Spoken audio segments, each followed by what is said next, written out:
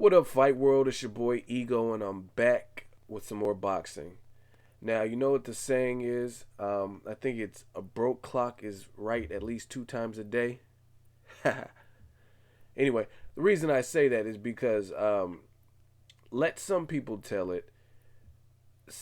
They're never going to feel your views. They're never going to understand where you're coming from. They're never going to understand your stance, especially when you do commentary for a sport like boxing. You know why? Because we have a lot of fans, and they're not fans of the sport. They're fans of a fucking fighter. And it eliminates all sense of reality, all sense of facts, and they go solely based on heart. And don't get me wrong, in any kind of sport, betting with your heart is one thing. If you watch, I think one of my earliest prediction videos, I did a prediction video for Josecito Lopez versus Canelo. I clearly state in that video that I like Josecito's story. He has a rocky underdog type tale where nobody expected him to beat Victor Ortiz, and he kind of got in the way and derailed Victor Ortiz's plan for a Canelo bout. His dad's in prison, just some other things. So I clearly say in that video that I'm rooting for Josecito Lopez to win, even though he's at like a total mismatch in weight and whatnot against Canelo. But I know I said it in the video that I was betting with my heart. So that's the difference. I clearly outline when I'm betting with my heart over any type of factual information. But some of you fans are so delusional.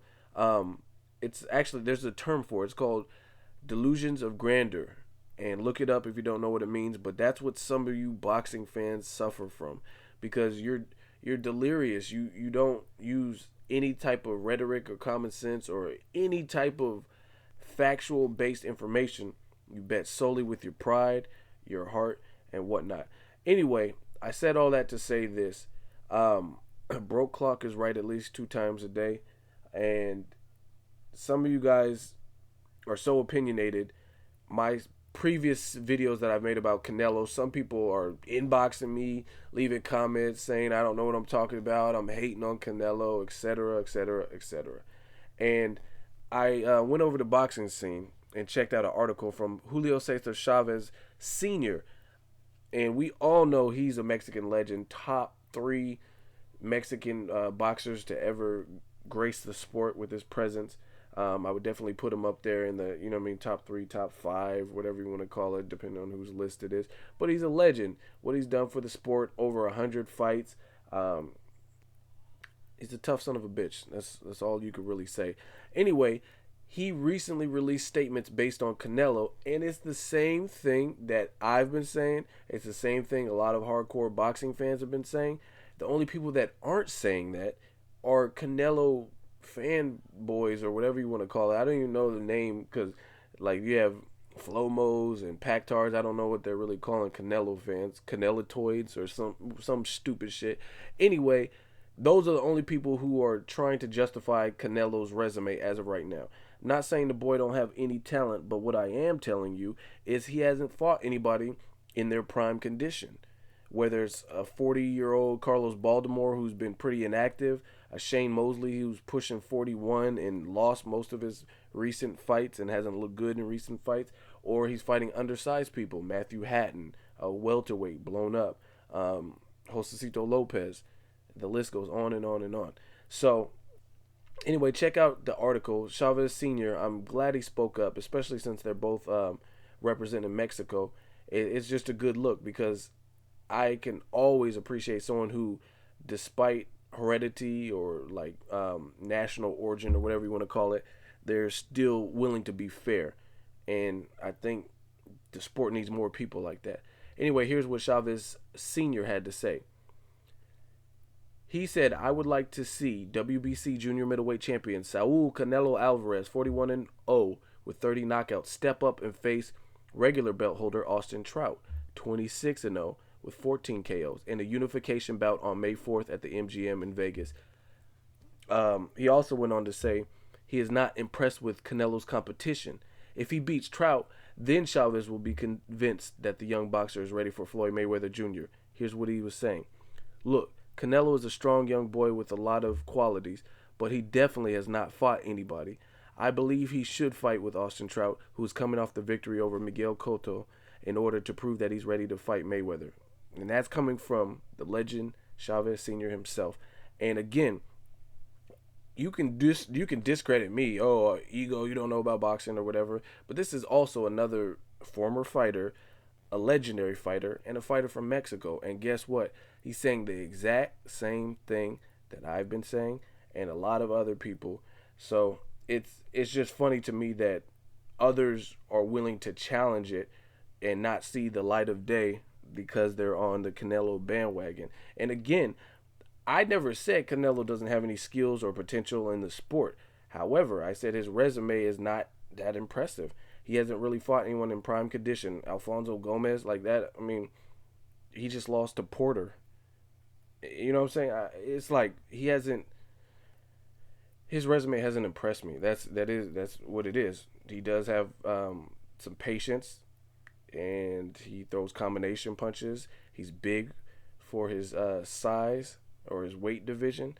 There's definitely some strong qualities, like Chavez Jr. was saying, but we don't know if this guy is the truth until he gets in there with some more formidable opponents who are really going to test him. Because there's certain things he does have like a tendency to do, like take breaks in the round where he's not really aggressive.